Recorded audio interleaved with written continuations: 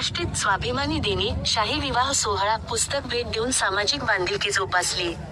आष्टी येथे विवाह सोहळ्यात स्वाभिमानी दिवस व बाळासाहेब आंबेडकरांचा वाढदिवस उत्साहात साजरा.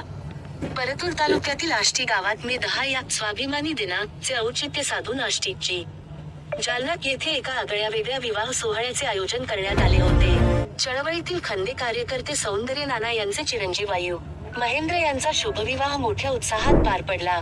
या सोहळ्याचे खास वैशिष्ट्य म्हणजे यात केवळ विवाह विधीच नव्हे तर सामाजिक विचारांचा जागरही पाहायला मिळाला. या मंगल परिणय सोहळ्याचे औचित्य साधून सौंदर्य परिवाराच्या वतीने वंचित बहुजन आघाडीचे नेते आदरणीय बाळासाहेब आंबेडकर यांचा वाढदिवस अत्यंत उत्साहात साजरा करण्यात आला.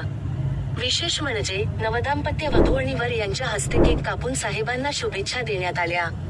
विवाह सोहळ्यात राजकीय नेतृत्वाचा वाढदिवस साजरा करून कार्यकर्त्यांनी आपल्या नेत्याप्रती असलेली निष्ठा व्यक्त केली. केवळ सत्कार आणि हार तुरे न थांबता वैचारिक प्रबोधन करण्याच्या उद्देशाने सौंदर्य नाना यांनी उपस्थित मान्यवरांना शिवाजी कोण होता हे प्रबोधनात्मक पुस्तक भेट स्वरूपात दिले.